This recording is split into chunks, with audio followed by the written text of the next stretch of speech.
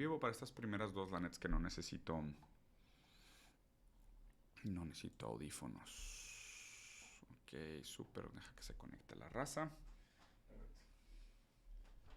Ok, aquí ya está en mute. Para que no nos interrumpa nada. Deja poner el celular en mute. Ay, güey. Oye, incluso estaba pensando en hacer, digo, no sé si viste que se hizo viral un clip mío en el último tren. Ay, qué Sí, viste que le hice un comentario bien complicado a Mateo sobre teoría del lenguaje. Y Mateos de que, nope, de que no te entendí. Y luego Farid también de que, no, güey, la neta yo tampoco. Y estuvo muy Hasta Memelas cagado. de Orizaba te comentó y así. ¿Memelas comentó? Bueno, el dueño de Memelas de Orizaba. Eduardo, Ajá. ¿en dónde comentó? En Twitter, creo. O sea, como que intentó explicar, o sea, intentó decir lo que trataste de Ah, no decir. vi, güey. Sí, Sí, no, un chingo de gente incluso trató, le güey. respondiste y todo, güey. No, pero no fue Memelas, es de mamador. Ah, sí, cierto. Sí. Sí, cierto. No. Ya, ¿y qué quieres hacer con eso? La net, no sé, güey, pensaba reaccionar. Pero también el pedo es de que, o sea, ya tengo muchos videos que explican esto de teoría del lenguaje y que es un constructo social. Entonces, como que no, o sea, ni al caso, güey. Yo lo posteé ahí para la gente que realmente le interesa, pero yo creo que fue nada más el mame, Yo creo ¿sabes? que es el nombre de ya. Sí, nomás es el mame de, ay, güey, dijo una frase demasiado complicada y descontextualizada, suena absolutamente nada, güey, pero pues digo, sí. ¿Qué onda, racita? Saludos a Bolivia, saludos a dónde más, apenas llegué, ¿cómo andan? Finalmente el review de noticias, así es, bienvenido. Panzer Asimov, nuevamente suscrito, 5 meses seguidos, eres un campeón, Panzer Asimov, te quiero mucho, güey. ¿Será bueno tatuarse un Griffith, aunque admiro a Guts? Yo soy de la gente que cree que Griffith no hizo nada malo, entonces, ¿quién soy yo para decirles? A ver, espérenme un segundo, déjame poner esto a grabar. Ya estamos grabando. Ok, excelente. Ya hay suficiente gente conectada. A la madre, sí, güey. Se dejaron venir. Saludos a Chile. Ojalá y todo bien, güey. Saludos a Costa Rica. Saludos a Ecuador, Guayaquil. Qué chingón. Saludos a Atizapan de Zaragoza. Mira, güey. Saludos a Eric Rangel de Atizapan. Hola, segunda vez en vivo. Excelente. Griffith no hizo nada malo. Estoy de acuerdo con usted. Me da mucha felicidad. Saludos desde Bogotá. Saludos a Bogotá. Qué chingón tener público tan mixto, tan integrado, tan iberófano, tan latinoamericano. Mi querido, hermoso, sensual, iberófano capital humano. ¿Cómo están? Qué gusto tenerlos por acá. ¿Cómo les va? Cuéntenme un poquito de sus vidas. No sé qué es broma, no me interesa, nada más quería tomar agua. Ahora sí, vamos a ver qué está pasando con el mundo porque hoy sí tengo diversas noticias que me parecen interesantes que quiero comentar con ustedes, así que agárrense bien, agarren agüita para que no se deshidraten, pónganse su pañal y nada, espero que estén listos porque hay de todo hoy, chile, mole y manteca. Vamos a empezar con que ayer sucedió algo muy interesante que no pasaba en muchísimo tiempo. Se lanzaron 400 cohetes contra Israel desde la Franja de Gaza. Obviamente aquí el conflicto de Israel con Palestina es un conflicto sumamente complicado. No me voy a meter aquí a hacer un análisis histórico geopolítico de quién realmente es el dueño del territorio, la deslocación de los pueblos, quién tiene o no el título y cómo se debería establecer la propiedad de un territorio versus los diferentes cambios de nomenclatura y leyes que han sucedido de manera histórica. Pero lo que sí me parece muy evidente, muy claro y que prácticamente es irrefutable es que el trato que ha tenido la población palestina en manos del Estado de Israel ha sido brutal, violenta, grotesca y sumamente tachable. O sea, eso sí me parece que todo el mundo podría estar de acuerdo. Me parece que hoy la manera como funciona la relación entre Palestina e Israel es que Palestina es una gran prisión al aire libre. Si no han visto la manera como funcionan las entradas, hay muchísimos videos de cómo tienen que pasar por una serie de checkpoints. Son horas y horas, filas separadas de mujeres, niños y hombres. Los hacen pasar por situaciones miserables e indignas para poder transitar por lo que es su propio país, ¿no? Y obviamente también sumamente armado. Incluso hay algunos lugares en esta frontera entre Palestina e Israel donde ya hay cámaras con inteligencia artificial y reconocimiento facial automatizado con armas, que es de las primeras instrumentalizaciones que se hacen de estos mecanismos, lo cual es sumamente peligroso. Pero en general el tratamiento que ha recibido Palestina en manos de Israel es brutal y es algo de lo cual estoy seguro que nos vamos a morir de vergüenza, ¿no? Cada vez es más evidente porque cada vez hay más videos, cada vez tenemos más información, cada vez tenemos más acceso a esta tortura, a esta brutalidad que se vive día con día. Pero ayer, extrañamente, después de muchos años de este conflicto y además un conflicto profundamente desigual en el sentido de la capacidad bélica de los dos países, se lanzaron 400 cohetes desde la Franja de Gaza hacia Israel, cuando normalmente siempre es Israel el que está bombardeando Palestina, y hay algunos grupos de resistencia terroristas palestinos que pues, contraatacan, ¿no? contra el Estado de Israel. Aquí la disproporcionalidad se crea también en gran parte porque el Estado de Israel está fondeado y recibe armas de los aliados del G7 y de Estados Unidos, obviamente, ¿no? Porque hay mucho interés de la comunidad judía y como están muy bien ubicados en una serie de lugares en el mundo, pues reciben un armamento con una capacidad bélica muchísimo mayor al que tiene Palestina. Pero hay una situación contingente en este momento que me parece interesante que analicemos, que es por qué al final consiguieron los palestinos lanzar cohetes y hicieron este impacto tan tremendo y se sintió esta fragilidad en el Estado de Israel, ¿no? Son dos cosas a mi entender. Lo primero que es importante que analicemos es que como la mayoría del armamento que recibe Israel viene de afuera, viene de otros países, ellos por más que producen y fabrican, pues ellos necesitan apoyo de otros países que los fondean, de la comunidad judía que los fondea alrededor del mundo.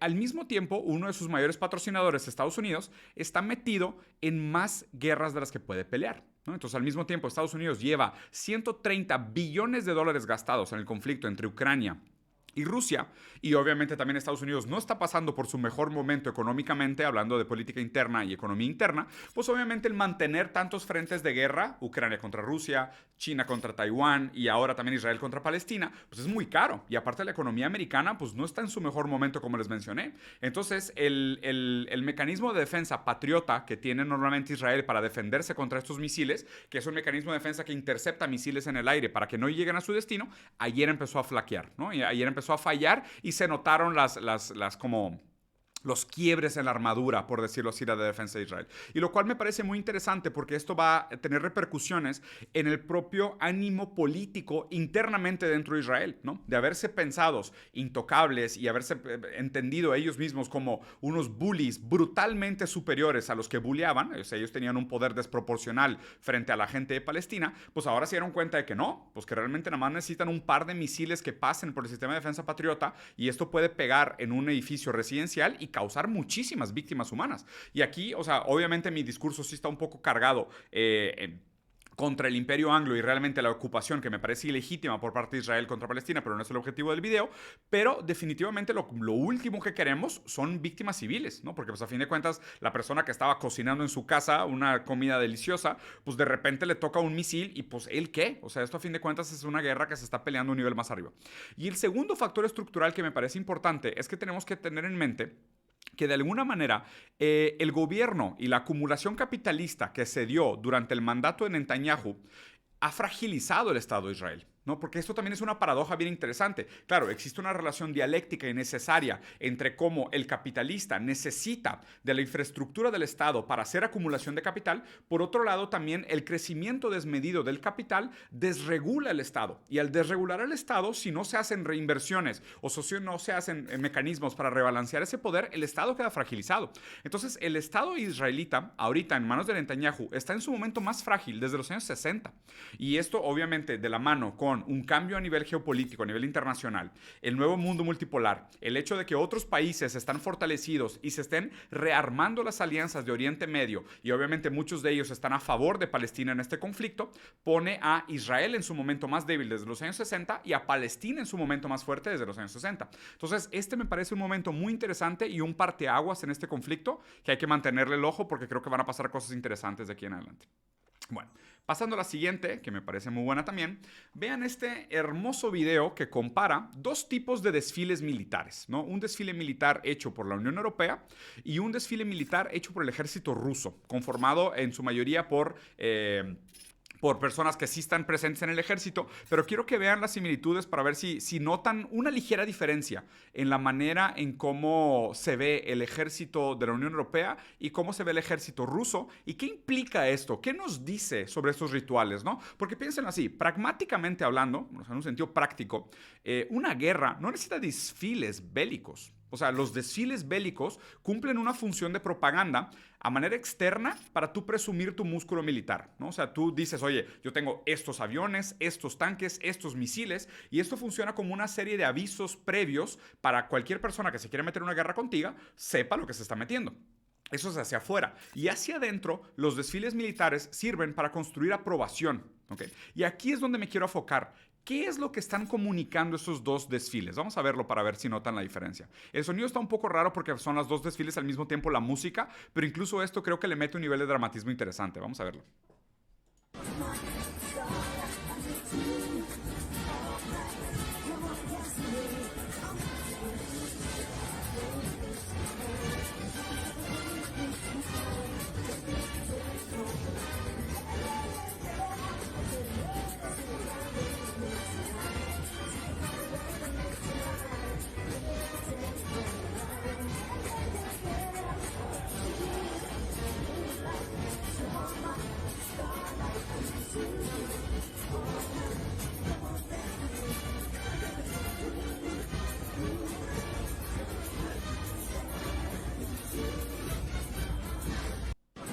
increíble, ¿no?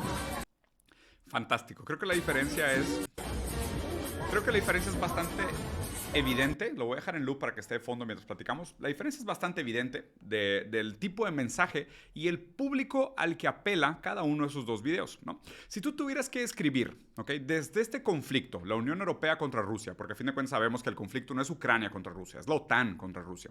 Entonces, en este conflicto OTAN contra Rusia, en estos desfiles militares, que es la manera en cómo el país produce propaganda hacia afuera para intimidar militar y políticamente a sus contrincantes y hacia adentro para construir un nivel de aprobación por parte del pueblo de que su dinero se esté usando para pelear estas guerras, ¿a quién apela cada uno de esos desfiles? ¿Okay? Digo, si pudiéramos ver la OTAN, el desfile apela, pues digo, primero que nada, evidentemente hay banderas de la comunidad LGBT, hay un tipo de una predominancia de un tipo de grupo, de raza y de etnia, integración de familias, incluso hay niños ahí bailando como que muy felices de que existan víctimas del conflicto armado, supongo. Y por otro lado, el desfile bélico de Rusia me parece que celebra el tradicionalismo, el conservadurismo, el nacionalismo, el orgullo, un tipo de seriedad y formalismo, ¿no? Lo interesante de esto es que de los dos lados no se muestra realmente lo que implica la guerra, sino que se glorifica la guerra de una manera estética también. Y de eso creo que hay que tener muchísimo cuidado. La manera como nosotros glorificamos los conflictos armados puede presentarse como una manera heroica de actuar. Y creo que no hay nada intrínsecamente heroico en morir por tu patria.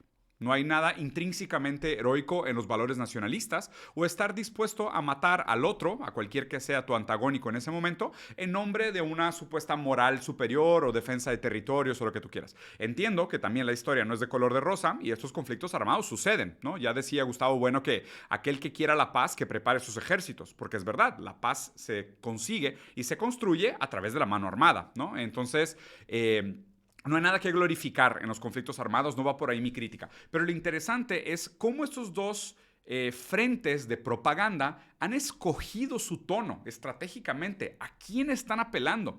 Y piensen también cuál es la mayoría discursiva de hoy en día y cómo esta mayoría discursiva puede o no permitir o frenar esos conflictos armados. Si no me creen, en la guerra de Vietnam, de hecho dicen que fue una foto la que terminó con la guerra de Vietnam. La foto de la niña corriendo desnuda con la piel derretida en la calle después de ataques con bombas napalm, que son estas bombas incendiarias. Y esa foto cuando empezó a circular por Estados Unidos y estaba el movimiento hippie y toda esta época de Woodstock y demás, la gente dijo, güey, no puede ser. No puede ser que estén usando nuestro dinero para esto, ¿sabes? Para que una niña que no tiene nada que ver en la guerra salga deformada y derretida en la calle. Nosotros no queremos esto. Esa fotografía prácticamente destrozó la aprobación de la guerra del lado americano. Digo, obviamente también en Estados Unidos estaba perdiendo esa guerra por todos lados, estaba superado estratégica y militarmente por todos lados contra Vietnam.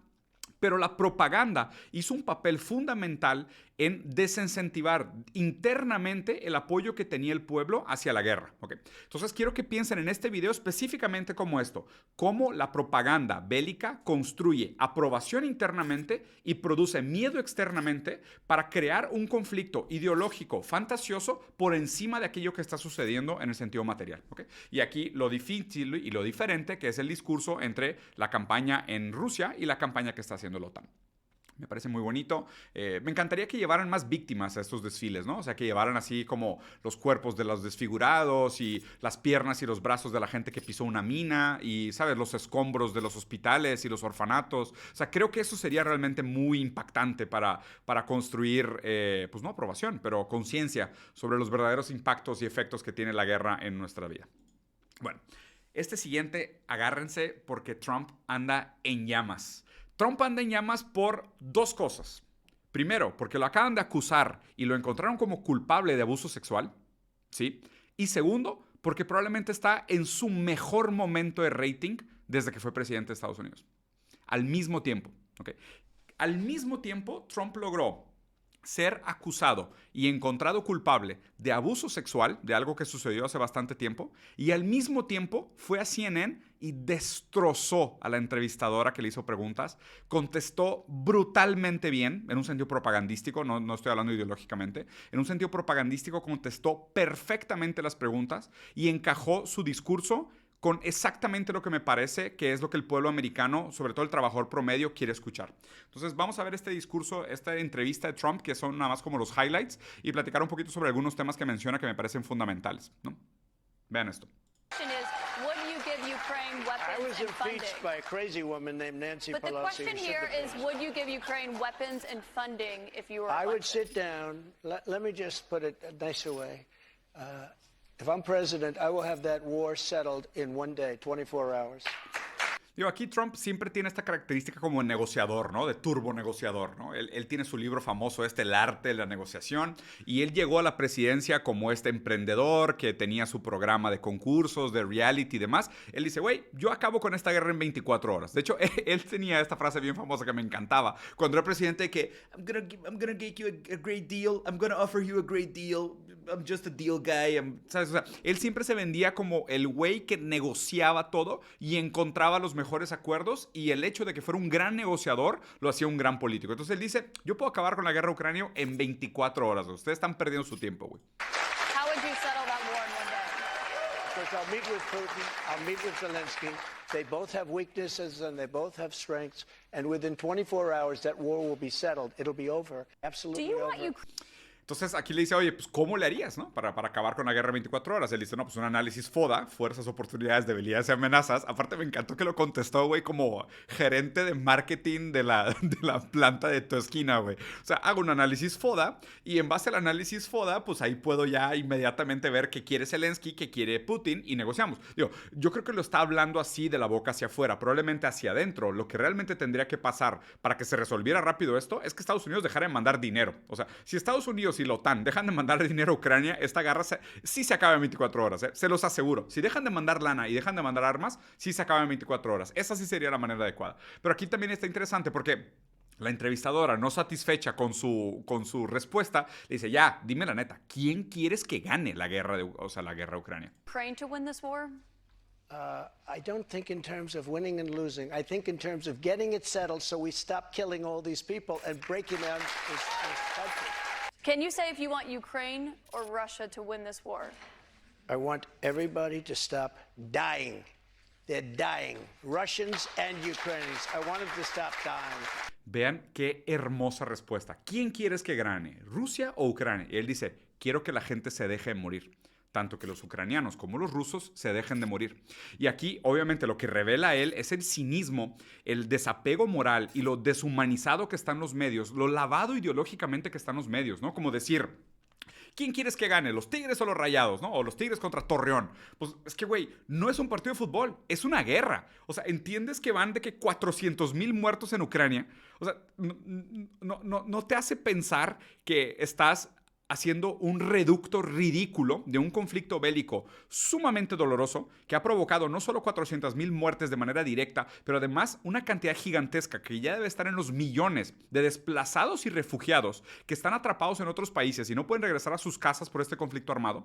Y todavía quieres que me decida así como si fuera partido de soccer de, le voy a Ucrania o le voy a Rusia, ¿no? Que lo raro de esto es que para ella ese discurso no está mal porque ese es el discurso de redes sociales. O sea, la gente que trata de resolver estos problemas así sentado en una silla igualita que la mía, haciendo ridículos de ponerse la banderita de Ucrania y decir, no, Putin es un dictador malo, o inclusive peor del otro lado, ¿no? Decir, no, pues que desaparezcan Ucrania, que maten a todos, que se mueran todos los de la OTAN. Pues es un reducto a ridículo, ¿no? Que pasa por alto la cantidad de vidas y dolor real que se produce durante un conflicto armado y durante un conflicto bélico. Y de nuevo, ¿quién es el que muere en los conflictos armados y bélicos? El trabajador promedio y sus hijos. Los que están enlistados en el ejército. Porque no son los políticos, tampoco son los comerciantes y los capitalistas. Los que mueren en los conflictos armados son la clase media y la clase baja. Los que votan. Los que Trump sabe que están escuchando su discurso y los que Trump sabe que van a votar por él cuando él ponga una opción.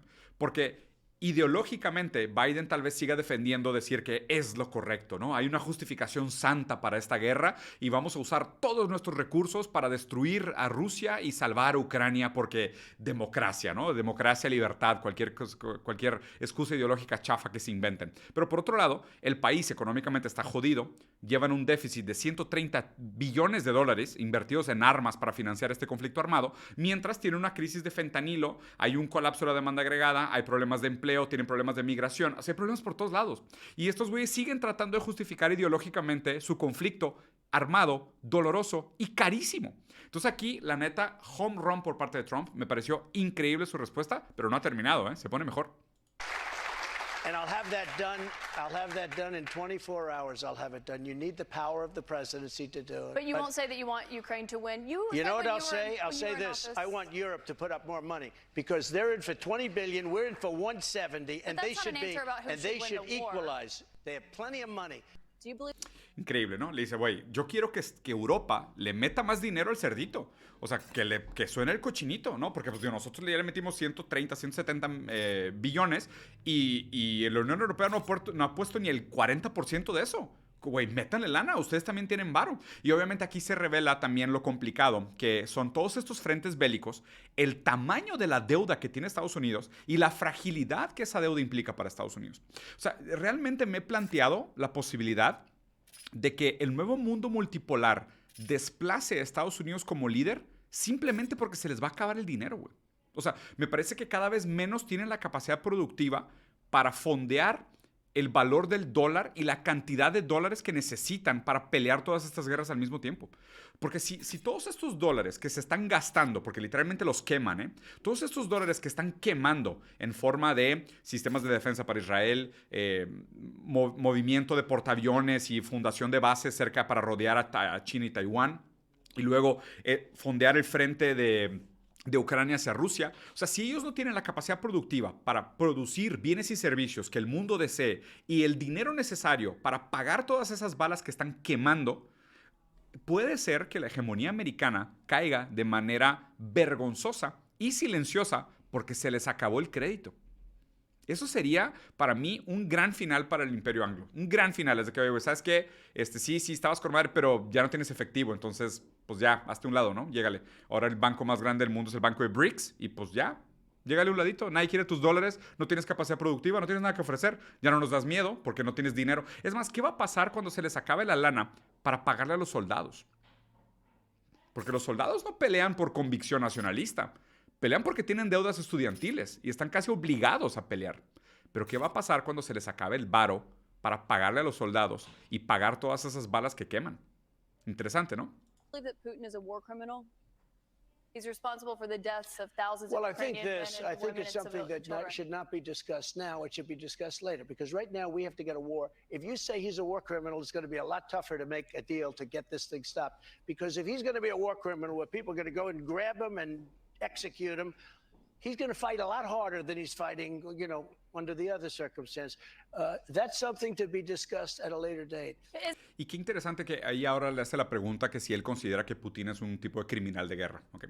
Qué interesante que se hable de esto cuando Putin acaba de hacer un discurso también recordando que estamos en el aniversario de que el Ejército Rojo derrotó a los nazis en Europa después de la Segunda Guerra Mundial, que recuerden, ¿no? O sea, si el manga es esa foto blanco y negra de los rusos así tomando Berlín con la bandera de la Unión Soviética que se ve en blanco y negro. El anime es la misma foto, pero ya se ve la bandera roja y se ve el color de los trajes de los militares y demás. Y la adaptación de Netflix es la bandera americana tomando Berlín, que es como que, güey, eso no pasó, güey. O sea, el único lugar en el mundo donde te dicen que Estados Unidos ganó la Segunda Guerra Mundial es en los museos de ejército en Estados Unidos.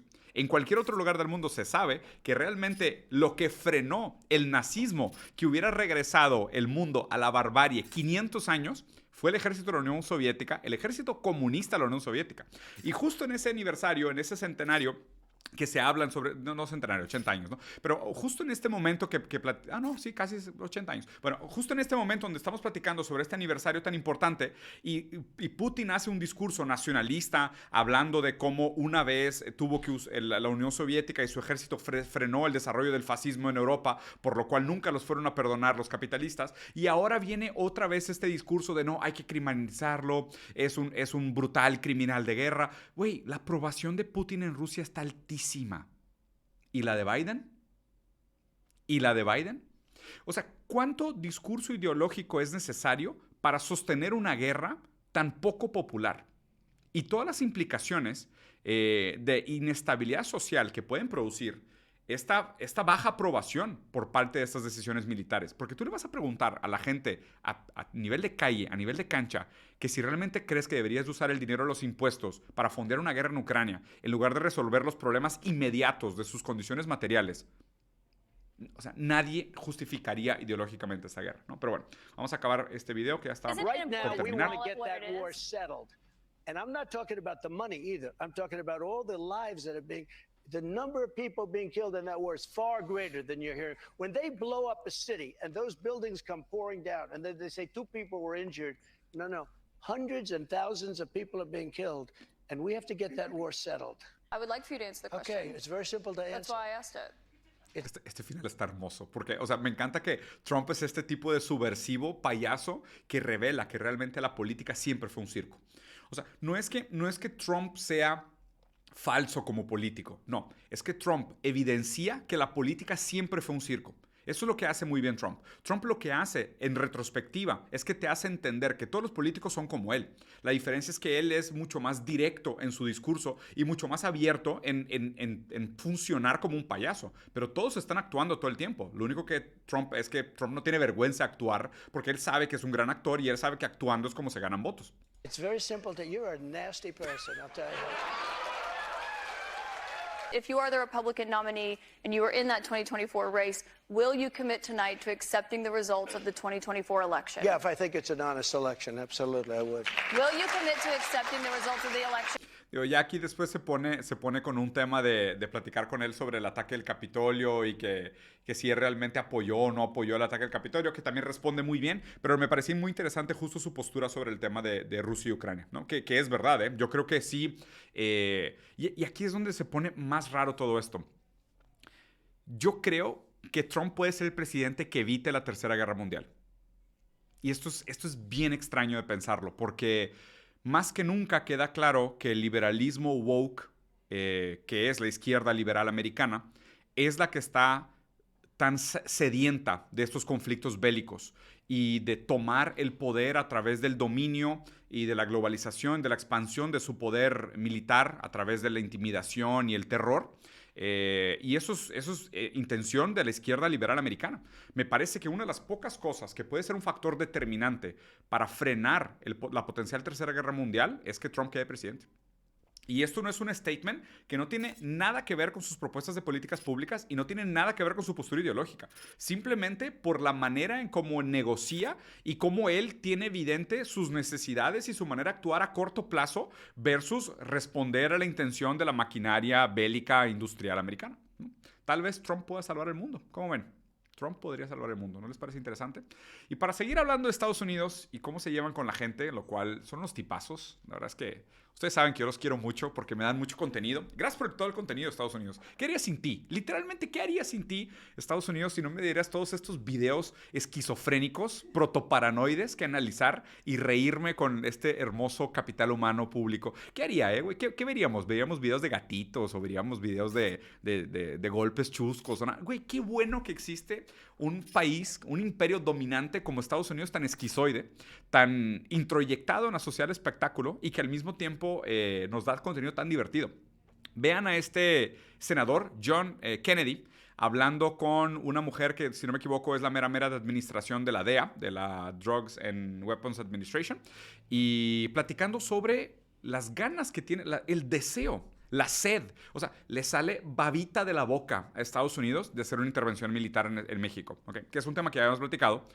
Históricamente, las intervenciones militares en Estados Unidos terminan en tragedia, catástrofe, miseria, grupos paramilitares, terrorismo y en situaciones materiales para la gente mucho peores de las que eran antes de la intervención militar, pero aún así, Estados Unidos sigue terco de que debería hacer una intervención militar en Estados Unidos para ayudarnos con el problema del narco, ¿no? Vamos a ver este discurso y vamos a ver qué implica todo lo que está diciendo este señor. If President Lopez Obrador invited the American military and our law enforcement personnel to come into Mexico and work with his, we could stop the cartels, couldn't we? I believe, Senator, that we can stop the cartels. Okay, have you made that suggestion to President Biden?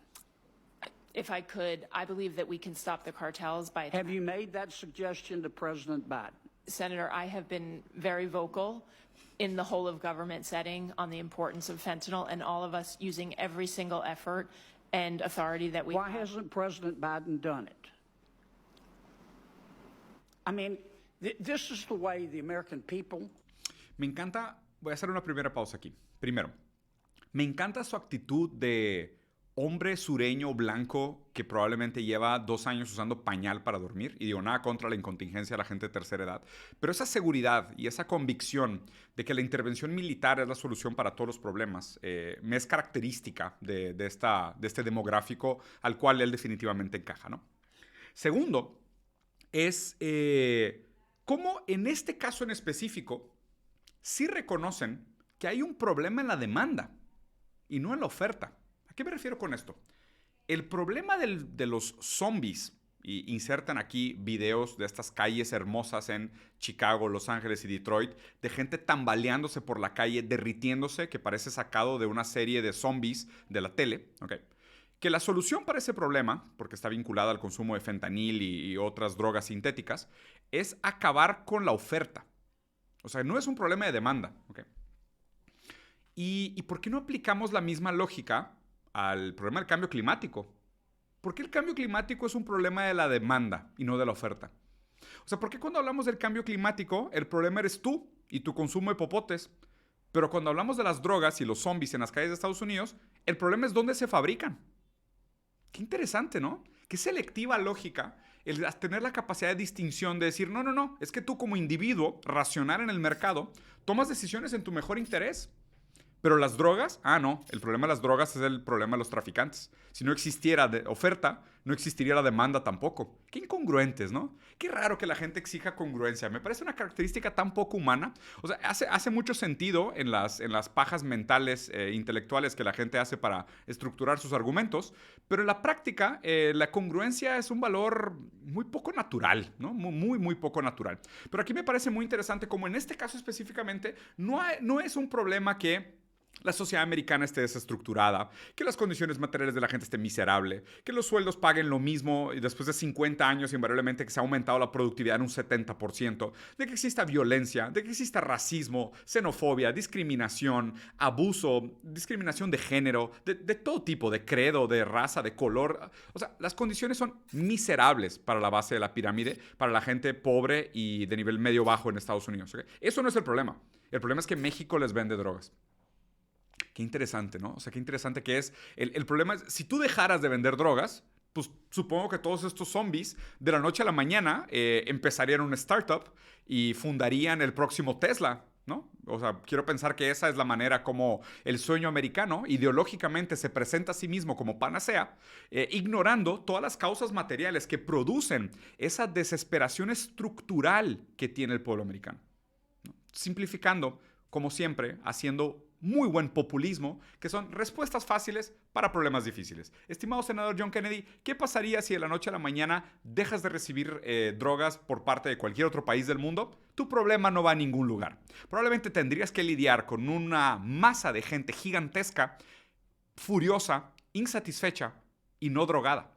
O sea, probablemente tendrías una ola de violencia escalando y una revolución social burbujeante que no podrían controlar. Porque definitivamente el problema no son los estupefacientes. El problema son las condiciones materiales que producen la necesidad de estupefacientes para tolerar la vida tan miserable que tiene esta gente. ¿Okay? Entonces, esta es la primera mitad del análisis que me parece interesante. Usarían otra droga, ¿no? Que es o la violencia, otro tipo de sublimación, que me parece que es la palabra interesante. Si no existiera el fentanilo y las drogas sintéticas, la manera como ellos harían el proceso de sublimación de su dolor sería diferente. Tal vez sería a través de la revolución o de la violencia, pero definitivamente ese dolor no queda insatisfecho, sino que sería volcado frente a otro tipo de manera de lidiar con ese dolor de las condiciones materiales tan miserables que se viven en Estados Unidos. Whose sons and daughters are dying, look at it. Our economy is $23 trillion. Mexico's economy is $1.3 trillion. Ours is 18 times bigger. We buy $400 billion every year from Mexico. Without the people of America, Mexico, figuratively speaking, would be eating cat food out of a can and living in a tent. El buen John Kennedy acaba de decir que los mexicanos son unos gatos. Básicamente el senador acaba de decir, ustedes mexicanos son unos gatos. Nuestra economía de 23 trillones de dólares y su economía rascuacha de 1.4, de la cual 400 millones dependen directamente de Estados Unidos, si no fuera por nosotros, por nuestra caridad, por la bondad de nuestros corazones, porque siempre son superiores moralmente, ¿no? Si no fuera por la bondad de nuestros corazones, ustedes gatos estarían comiendo comida para gato en tiendas de campaña atrás de un basurero. Si no fuera la bondad del corazón de Estados Unidos, ustedes estarían comiendo comida para gatos en una tienda de campaña atrás de un basurero. Eso es básicamente la postura que tiene el amo y señor del Imperio Anglo, la ideología dominante, hegemónica, sobre sus súbditos. Y aquí quiero usar específicamente la palabra súbditos porque esto es lo importante en esta segunda parte del análisis. ¿Okay?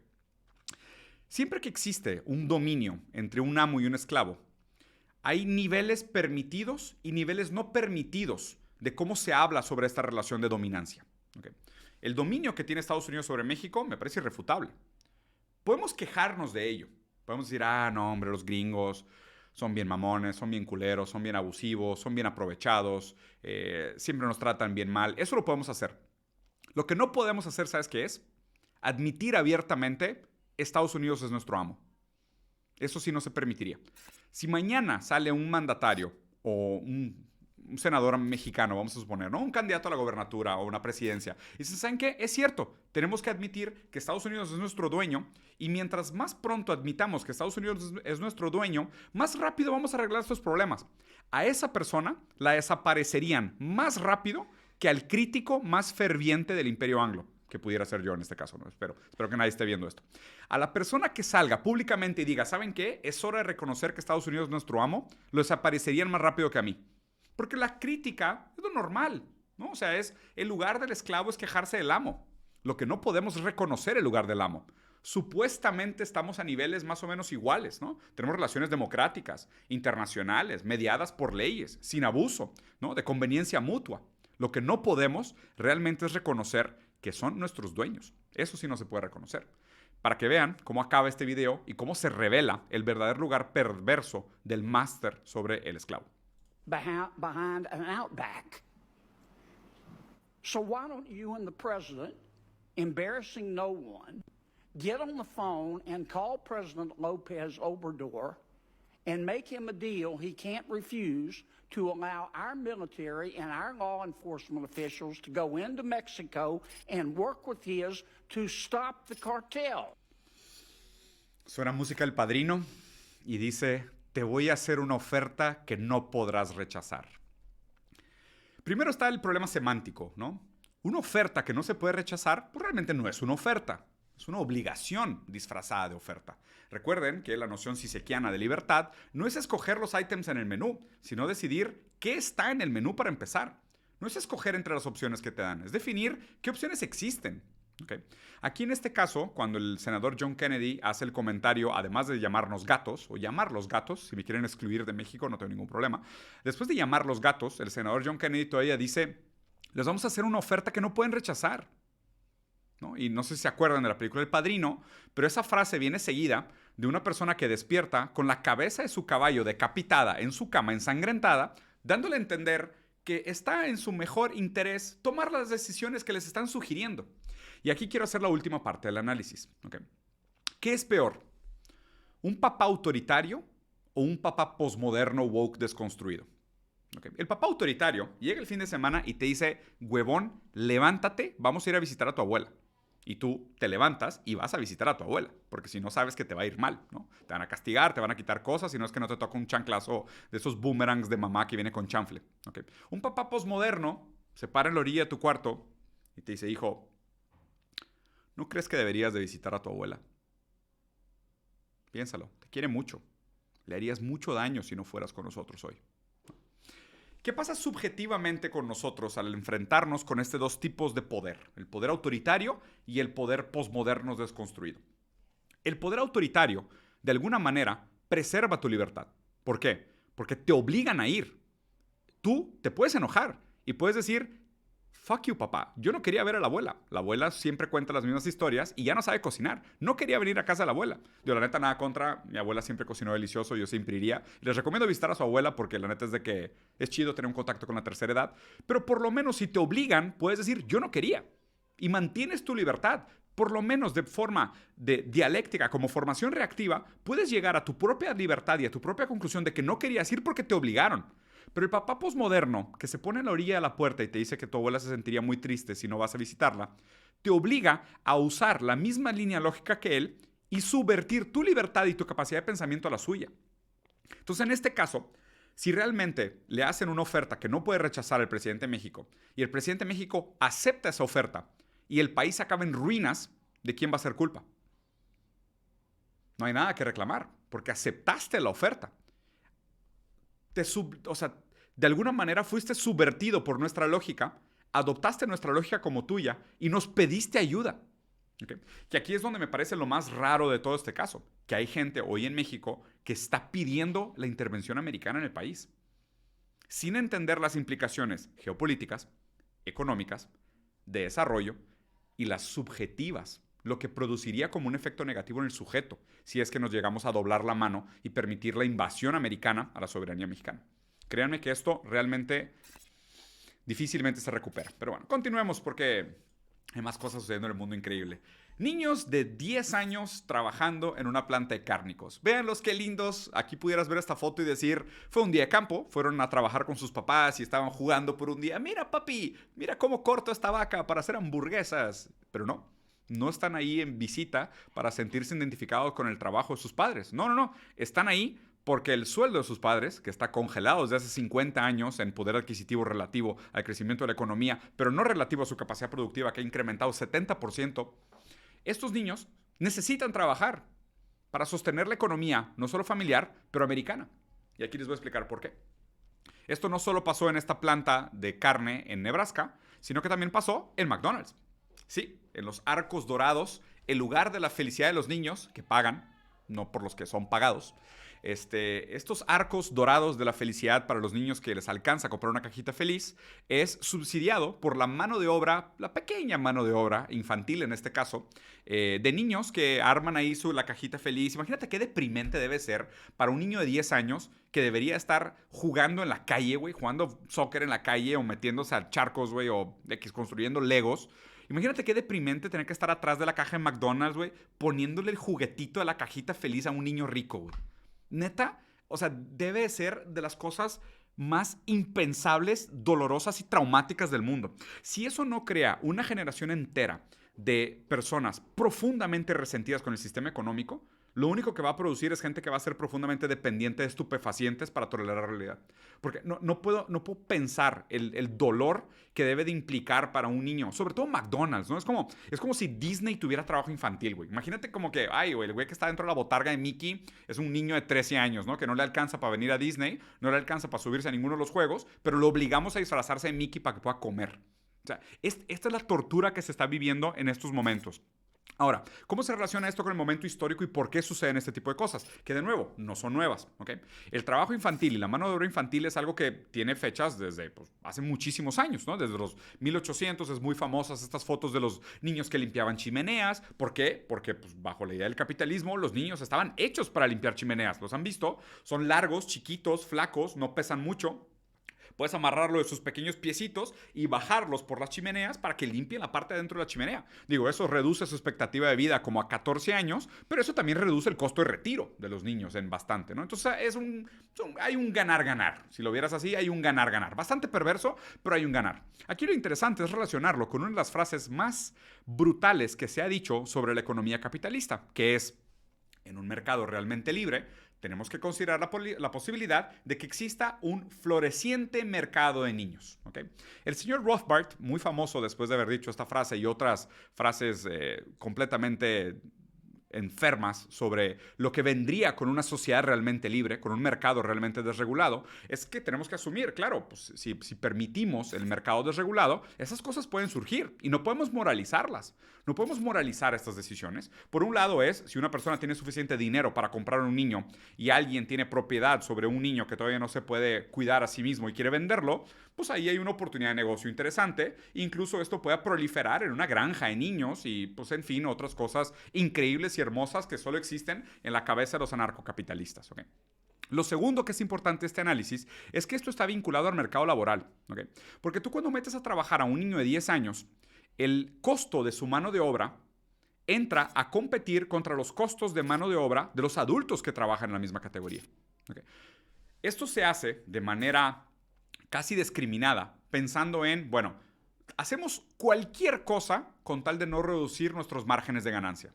¿Okay? Queremos incluso aumentar nuestros márgenes de ganancia, porque hay que reportarle a los inversionistas crecimiento de doble dígito al final del año, porque si no van a invertir en otra cosa más rentable, ¿no? Y como hay algunos sectores que vienen perdiendo rentabilidad, pues hay que encontrar maneras de mantener una rentabilidad alta y proteger la categoría.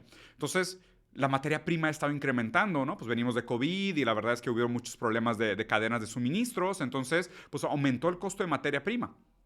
Oye, pues, ¿cómo le hacemos para mantener o bajar el costo de mano de obra?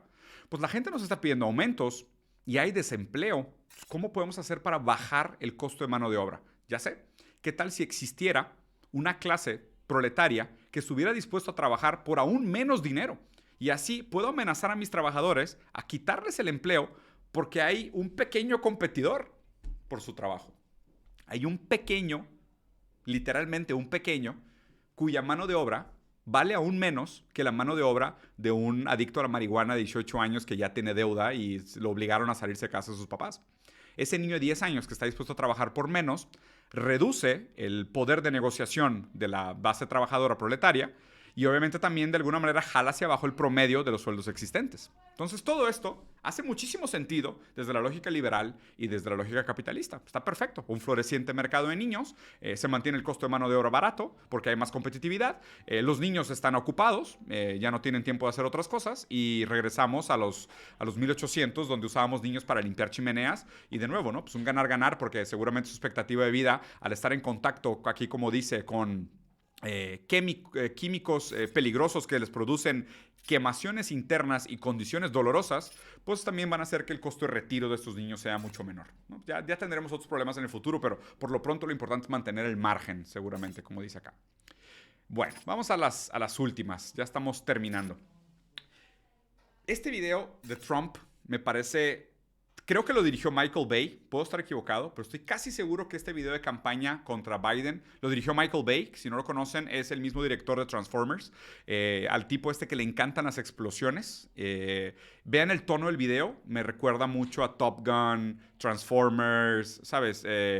No sé, September 11, no sé si eso fue una película o fue real, pero pues en mi imaginario comparten un lugar muy, muy parecido. Pero quiero que vean este video de campaña de Trump, que está, la verdad, sumamente bien hecho. Vean esto. It's an invasion of America. Ah, cabrón. Streets flooded with poison, killing millions. Les digo aquí en caliente, si esto fuera una serie, sí la vería. O sea, sí, nada más con ese intro, con ese pitch de venta de, güey, están invadiendo Estados Unidos, las calles están llenas de venenos, nuestros enemigos se burlan de nosotros, de que, güey, yo vería esa movie, ¿sabes? Nada más falta de que Michael Bay, así, siento que yo sí la vería, la neta. Enemies and tyrants on opposite sides of the globe laugh at us. Esta fue mi parte favorita. Reírse de los americanos es de mis hobbies favoritos en el mundo. Eso la verdad es que sí me produce bastante placer, no lo voy a negar. Y recuerden nada más un detalle, ¿no? Cuando Estados Unidos dice dictadores autoritarios, se refiere a gobiernos democráticos legítimos donde no pudieron hacer una intervención militar. O sea, es importante que sepan ahí que para el léxico americano la traducción no es literal como nosotros lo usamos. Hay que matizar la manera como ellos usan esa palabra. Wars threaten us. The threat of nuclear annihilation. Me encanta que ponen de que sí, el riesgo de la guerra nuclear. Y vas a ver de dónde sacaron la noticia del riesgo de la guerra nuclear. Y es de la campaña pasada de Trump donde él dijo que había riesgo de guerra nuclear, ¿sabes? Como que no se hablan de estas cosas, pero es interesante que se citen a sí mismos para alarmar a la gente sobre aquellas noticias de las que habían hablado. Me parece brillante. Once forgotten is now real again. America's weakness has become their strength. The global elitists who send your kids to war, who tell you a woman is a man and a man is a woman, who teach your children their country, their faith, their beliefs. Van a prohibir la Biblia, güey. ¿Vieron eso? Van a prohibir la Biblia. Güey, van a prohibir la Biblia. Eso sí está súper grave. A ver, es verdad que se inventan muchos hombres de paja y se pelean así como Don Quijote y Sancho Panza contra un molino de viento. O sea, creo que funciona muy bien esta metáfora de cómo se inventan sus propios enemigos. Algunos creo que tienen tintes de realidad y sí les afectan directamente, pero la verdad es que también cómo exageran las cosas me parece brillante, güey. Y las caídas crónicas de Biden en el avión son la cosa más hermosa del mundo, güey. O sea, no sé si...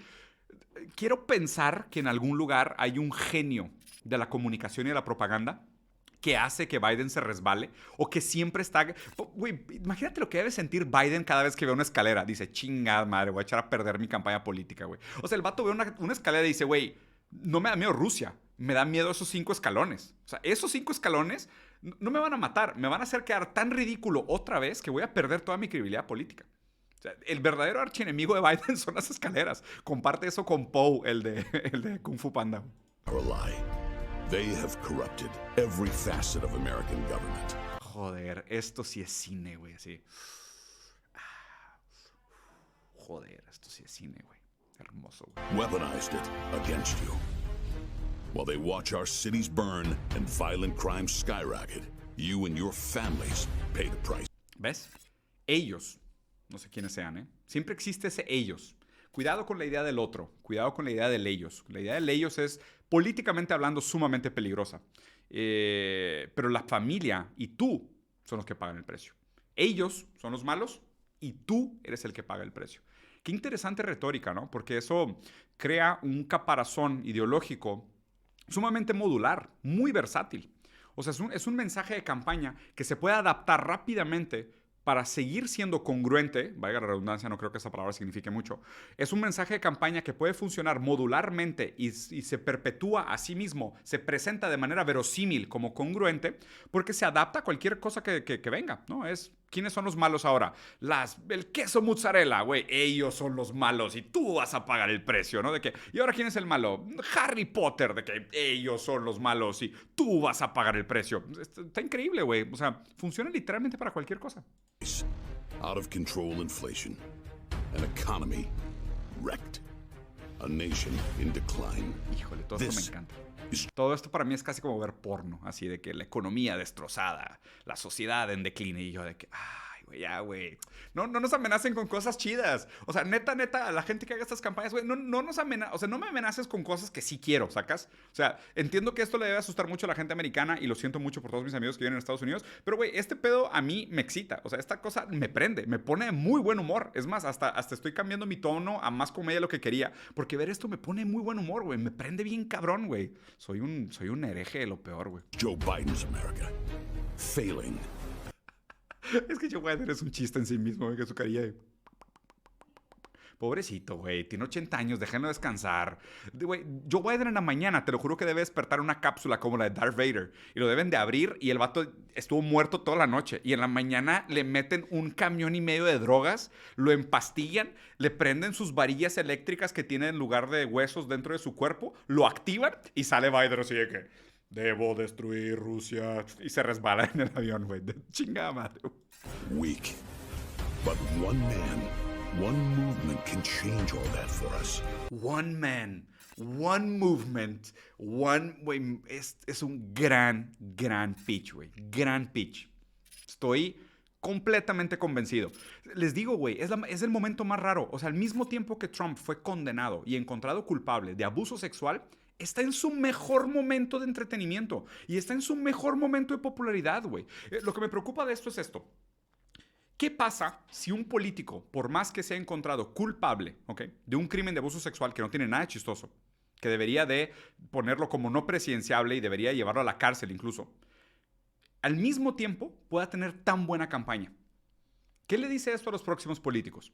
Que la moral no importa. Y también este es un problema muy grande.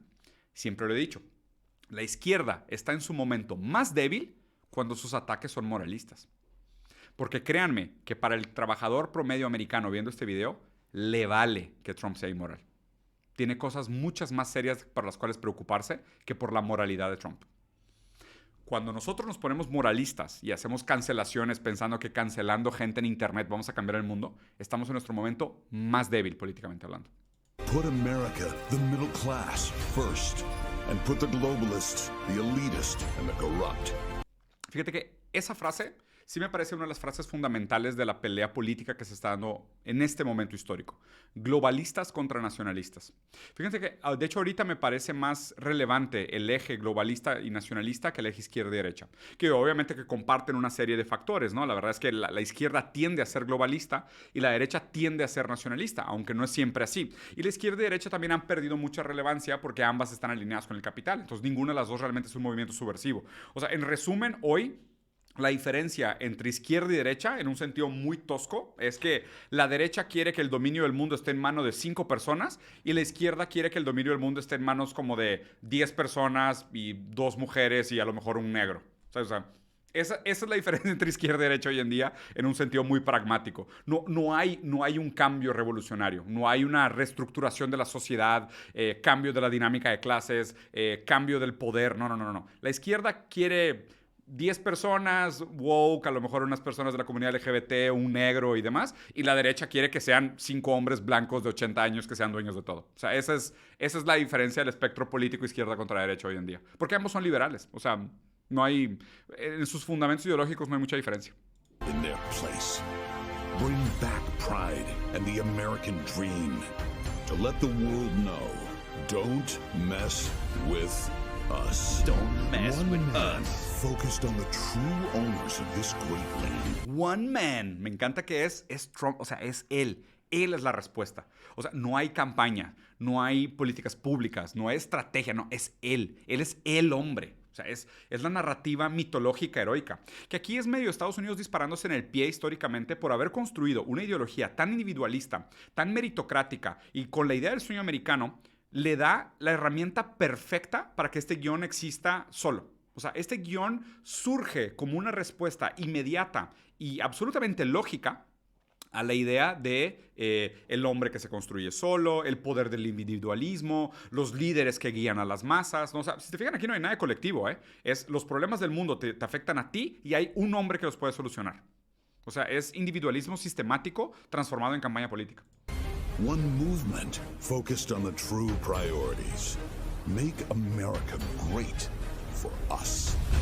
Again. Make America Great Again, again. Como que pensé en algún momento que iban a usar ese eslogan, porque Make America Great Again se me hace un gran eslogan político. Obviamente el pasado es este agujero de saberes medio mentiroso, donde tú idealizas aquello que te conviene y ocultas aquello que te molesta, porque el proceso de represión y Auschwitz así funciona naturalmente para la conciencia y la historia. Pero por otro lado, esa realidad, ¿sabes? El real histórico pasado no es el que quieres regresar. Digo, no creo que nadie nunca quiso regresar a Mad Men y a, ¿sabes? Ejecutivos blancos dándole nalgadas a las secretarias en el elevador. O sea, bueno, sí querían, pero no lo podían decir. Querían regresar supuestamente a una versión intermediaria que es como una capa fantasiosa pintada sobre una historia vergonzosa. Ese es el Make America Great Again que se referían a la primera campaña. Pero ya estuvo Trump ahí y no lo logró. Digo, no mejoró demasiado las condiciones materiales como para decir se acabó el problema, todo está bien, ¿no? O sea, no pudo hacer los cambios sistemáticos necesarios. Obviamente porque el sistema democrático está diseñado para que nada cambie, ¿no? O sea, está diseñado para que en el parlamentarismo y en la burocracia y en el poder blando que ejerce el lobby de las grandes empresas realmente nada cambie, ¿no? Entonces no logró la promesa. Bueno, logró reelegirse, que era lo que realmente quería, pero no cambió nada. Entonces es interesante pensar cuál iba a ser su próxima frase de campaña. Y esta la verdad está buena. Make America Great for Us Again. Y ya aquí en este For Us, ya revela quién es el enemigo. Si Estados Unidos va a ser grande para nosotros otra vez, ¿quién es el enemigo? Pues los que no son nosotros. Ay, ¿qué ideología histórica ponía a un otro como enemigo? El fascismo, así es. Así es, amiguitos. El fascismo. Alguien dijo esto una vez, que era el Ejército Rojo, después de la Segunda Guerra Mundial, salvó al mundo del nazismo. Pero los capitalistas nunca van a perdonar a los comunistas por eso. los capitalistas, nunca van a perdonar a los comunistas por haber salvado el mundo del fascismo. Y ahora estamos en este punto cero otra vez, donde el miedo es real, raza? ¿Quieren ver qué tan real es el miedo? Vean esto, es la última del día, les prometo, porque ya estuvo larga. Mueren atropellados, en un video que me revuelve el estómago, mueren atropellados 8 venezolanos en la ciudad de Brownsville, en Texas. Eran migrantes, estaban buscando asilo, estaban escapando de su país, buscando oportunidades nuevas, tal vez reencontrarse con familiares, la migración es bastante común, y son atropellados. Mueren, otros quedan seriamente heridos, en una escena que literalmente parece sacada de una película. Y lo más interesante de todo esto son 2 cosas. Primero, la persona que los atropelló fue un latino. La persona que los atropelló fue un latino. Un latino con una Range Rover. Es una camioneta bastante cara. Okay. De origen latina, ¿ok? Tal vez tenga pasaporte americano, tal vez incluso sea de primera o segunda generación nacido en Estados Unidos. Pero un latino definitivamente. Okay. Mató a esos enemigos, a los migrantes, ¿no? Que vienen a invadir, que vienen a robar empleos, a causar miseria, pobreza y a enfeecer, ¿no? A hacer más feo el panorama de su ciudad que tal vez él tanto ama, y esté dispuesto al asesinato para defender su status quo. En este caso es donde se revela que verdaderamente la única conciencia que existe para vincularnos es la conciencia de clase. Aquí su raza, su género, su etnia, tiene nada que ver. Es ricos contra pobres, nosotros contra ellos. Y esa distinción de clase sí me parece bastante relevante todavía. Marx no ha pasado de moda, para sorpresa de absolutamente nadie que lea libros de vez en cuando. El hecho de que haya sido otro latino el que haya matado a estos 8 latinos, buscando oportunidades igual que tal vez su familia lo hizo en otra generación, revela realmente cómo esta propaganda crea estos monstruos ideológicos. ¿Okay? Y les voy a tratar de explicar esto usando el ejemplo de Pokémon Go. Y sé que va a ser un ejemplo medio raro, pero ténganme un poquito de paciencia. ¿Cómo funciona Pokémon Go? Pokémon Go es un juego con realidad aumentada. ¿Qué significa realidad aumentada? Tú pones tu celular enfrente de ti y ves el mundo a través de tu celular, y a través de tu celular el mundo tiene cosas que no están ahí, ¿no? Tú vas caminando por un parquecito y ves un Pikachu, güey, y dices, cabrón, ya chingué, güey. No, ves un Mewtwo, no mames, eres el cabrón más afortunado del mundo, güey. Entonces, la realidad aumentada te enseña que hay esos monstruos, monstruitos, estos premios que conseguir, que están en el mundo. Y tú no los podías ver a menos de que tuvieras el apoyo de la realidad aumentada. La ideología, lo que se construye con estas piezas de propaganda, como las que vimos de Trump, como las que vemos de Santis, esa ideología te construye un velo de realidad aumentada con la que ves monstruos en el mundo. La ideología fascista hizo ver monstruos en la comunidad judía. Hizo que todos los alemanes estuvieran dispuestos a morir en el fuego de la guerra y a glorificar la guerra porque veían monstruos que no estaban ahí. ¿Okay? Esta persona manejando este carro seguramente tenía aprendido su Pokémon Go, o sea, su ideología antimigrante, racista, xenofóbica. Tenía aprendida su ideología como una realidad aumentada y no vio a niños, mamá, papá, personas en pobreza, pasando hambre, buscando oportunidades. No vio eso. Vio 8 monstruos. Y al ver 8 monstruos y no ver 8 personas, se sintió en derecho y en casi responsabilidad de atropellarlos. Esto es una de las cosas que más me da miedo. No me da miedo cuando las personas malas hacen cosas malas. Me da miedo cuando las personas buenas, en nombre de las ideologías, hacen cosas malas. Que este es el caso. Él seguramente, si le preguntas por su lógica, te lo explica perfectamente y te dice, güey, estamos siendo invadidos por migrantes. Tenemos que defendernos. Yo tengo que defender mi casa, mi familia. Hay una guerra. O sea, matarlos es casi una responsabilidad santa. Se justifica moralmente, ¿no? ¿Por qué se da este contexto específicamente en este momento de la crisis migratoria, ¿no? Durante el mandato de Trump, que fue durante COVID, coincidentemente, se puso una ley que era el Título 42, que lo que hacía es que frenaba la entrada de migrantes y personas que estaban buscando asilo político a Estados Unidos. Cerraba las fronteras. Pero ese Título 42 está a punto de caer. Con la caída del título 42 se crean las condiciones perfectas, aunadas a la crisis económica, al nuevo mundo multipolar, a la pérdida de poder hegemónico de Estados Unidos, para que se construyan las metanarrativas necesarias para que los políticos traten de capitalizar en la miseria y construir sus campañas populistas a través del pánico y el miedo al otro.